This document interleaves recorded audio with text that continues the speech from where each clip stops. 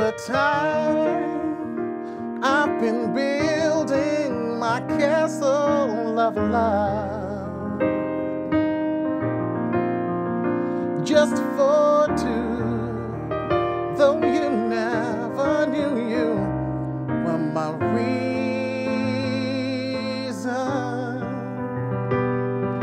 I've gone much too far for you now to say that I've got to throw my castle away over dreams. I have picked out the perfect come true.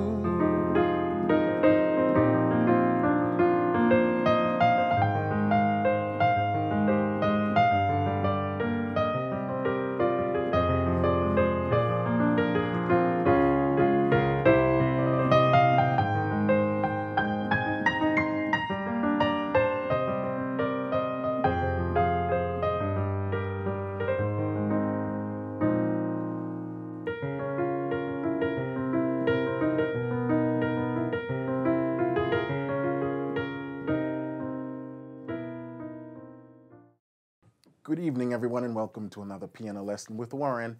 My name is Warren McPherson. In today's lesson, we're going to talk about melodies. What's the secret behind melodies and the science? You know, how is it that some people are so gifted to just come up with brilliant melodies that for 50 years, people still singing it? So that's what I want to talk to you guys about today. But before we start, the images. So this picture is brought to you from Errol out of Brooklyn, New York. So thank you, Errol, for that. And for those who want to join the image sharing community, just email me your images, okay? All right, so today, melodies. What are some of the secrets? So today I want to talk to you about 3 of the most important things to consider when you're writing your melodies, and I guarantee you it will help your melody significantly. If you think of your top 10 songs, your favorite top 10 songs, and listen for these things that I'm going to talk about, you'll hear them. And so you should start utilizing these things in your melody. The first one we're going to talk about is motif. And what is a motif? In music, a motif is like a little melody or a little rhythmic idea or a theme. A motif could be 3 notes, it could be 4 notes, it could be 2 notes, but it's that recurring melodic idea or rhythmic idea that you hear throughout the song. And let's take the song that I was singing a while ago, beautiful song written by Stevie Wonder, Overjoy. So that song is in E flat, and he starts off the melody. That's the motif right there. 3 notes. Over time. Then he repeats it.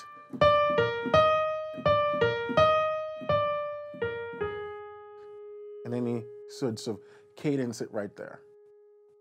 3-note melody.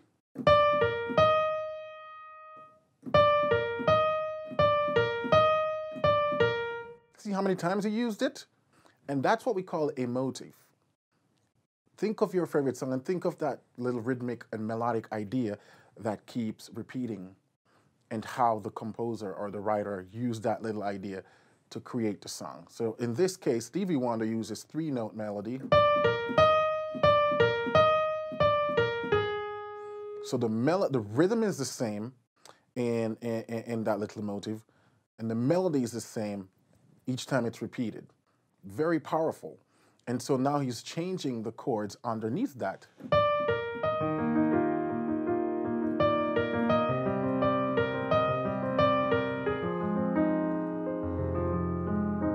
And then he continues.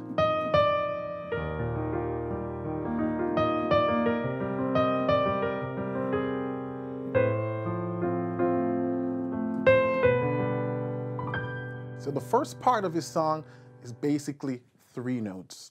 3 melody, simple rhythm. Ba, ba, ba, ba, ba, ba, ba, ba, ba. And that's what we call a motif.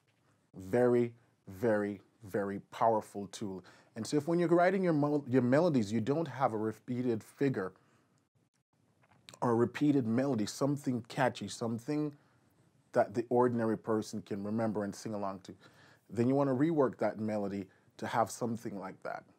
Now, if you're creating something complex, jazz, melody, or classical, that's different. But for 99% of the song that people listen on a daily basis, pop song, blues song, rock song, gospel, funk, R&B, you listen to those well-written songs, songs that hit the top 100, and they all have this sort of nice melodic figure.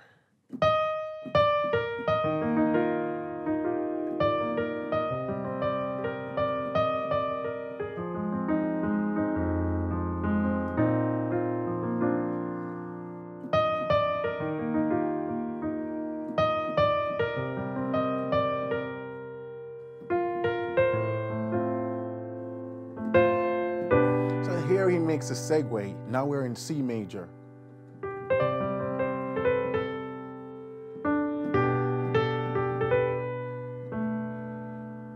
And then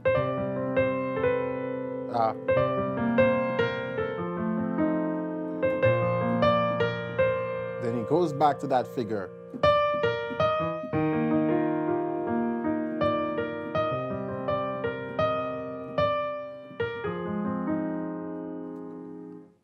Motif.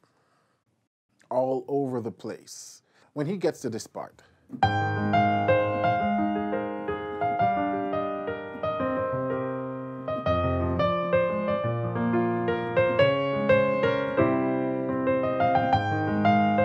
it's the same. The melody is different, but the rhythm is the same.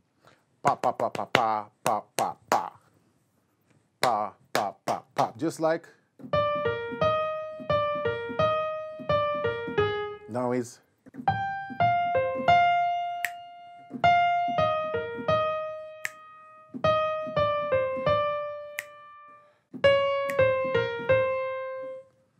so that melodic figure coming down.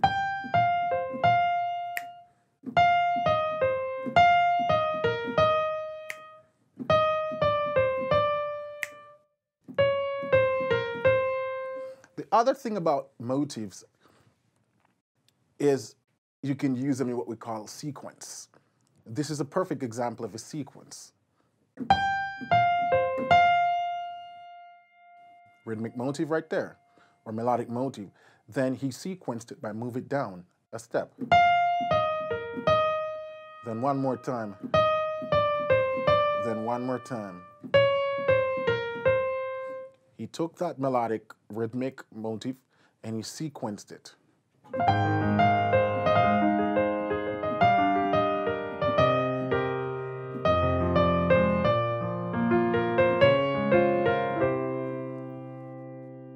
Very important. So that's number one, using motifs. Small, rhythmic, melodic idea that you can move around the keyboard. That's like the glue that holds the song together, that gives the song its character. Yeah? Make it unique, make it distinguishable. So when you're writing your melodies, first thing you want to think of is a motif, a simple melodic idea that you can then shift around through chord changes.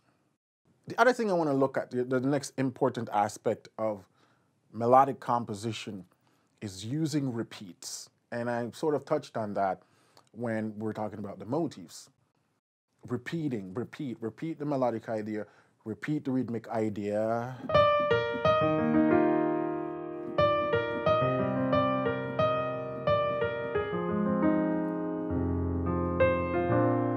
Yeah. Over time, I've been building my castle of love. And he has the words just flowing over that. You know, part of creating cool melodies, once you come up with your melodic ideas, is to find words now that has syllables that match that melodic idea.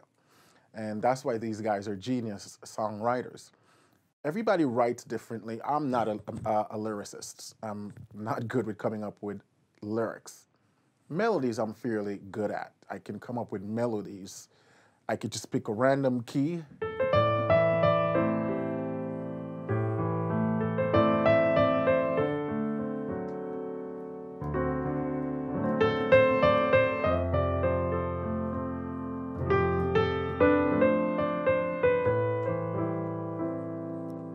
just made that up a while ago.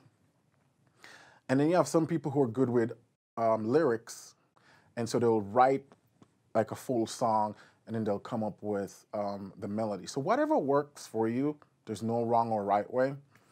Just know that a good song always gonna have motifs that you can trace throughout the song, the same rhythmic or melodic idea. We talked about using repeats, repeated notes, repeated notes. Let's look at another song. Ain't No Sunshine When She's Gone by Bill Withers.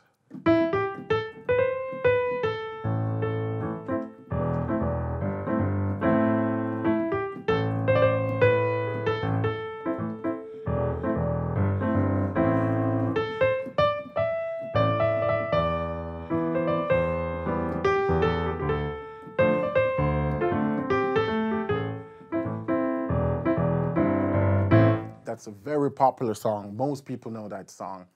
And it's simple. It's just...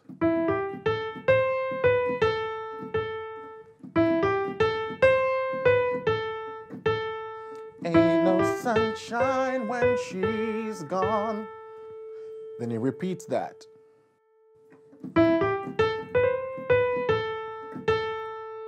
And then you sort of sequenced it by moved it up.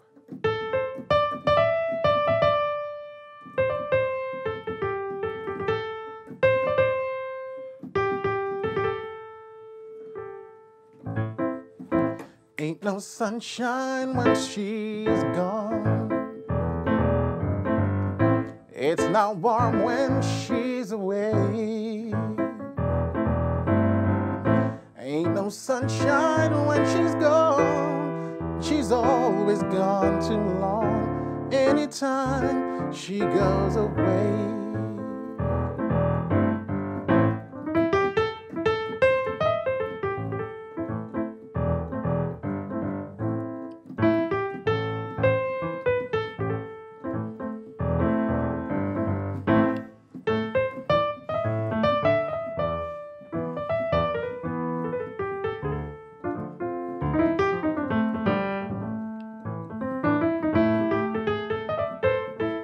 Anyways, so motifs. The next thing I want to talk about is utilizing space, periods of rest, silence. Silence is a great tool in music. Using rest periods, you know, it does something to the song when there's rest and start again. Check out the song, I Give Myself Away, if you're familiar with some of the worship songs. This one, I give myself away. I give myself away so you can use me. I give myself away. I give myself away so you can use me. That's the chorus for this song, and that's all. I give myself away and rest. Then he repeats the same thing, motif right there again. I give myself away so you can use me. Repeat. I give myself away. Rest.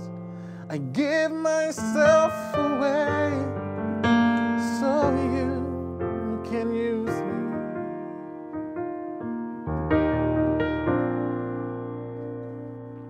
Yeah, that's it. And so there are many more factors that can be used when writing songs. Suspensions are one of them. I'm in the key of B flat. Let's see if we can create a melody right now. You can start on like the 9th.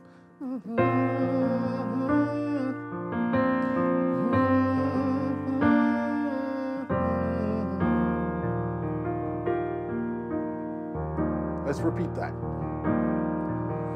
La, da, la, da, da, da, da, da.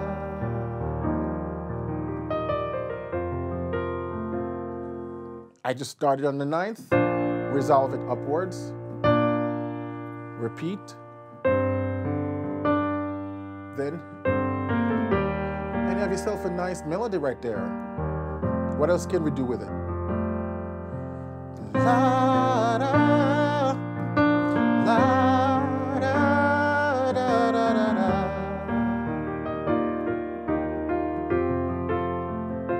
And la, da, da, da, and da, da, da. There's so many places you can go. Right now I'm just messing around, just showing you that once you have these tools now, it's time to tap into the creative side of you. The side that can't be explained through science or math, at least not yet. You know, that musical side, that thing where this, you know, comes from the soul. But utilizing these three things, motif, a small melodic rhythmic idea, a theme, and just utilize that, expound on that. It's like a plot in a story. You have a plot, and then from that you can create a movie. You know, it's like, what is this all about? There's a single theme that drives the movie, that drives the story.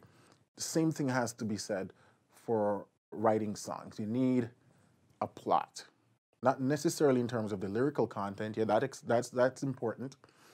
But if you weren't writing any lyrics and you're gonna keep the song as just instrumental, what is the melodic and rhythmic plot?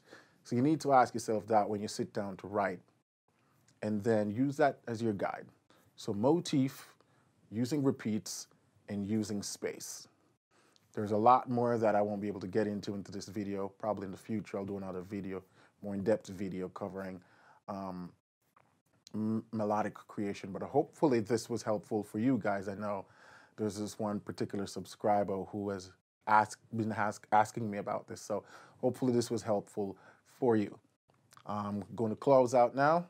Thank you again for watching. My name is Warren McPherson. You can always find me at pianolessonwithwarren.com or on Facebook, Piano Lesson with Warren.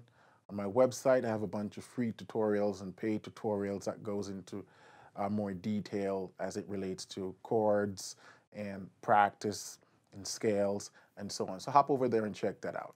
But until then, keep listening, keep singing, and keep practicing, and I'll see you soon. Have a good one.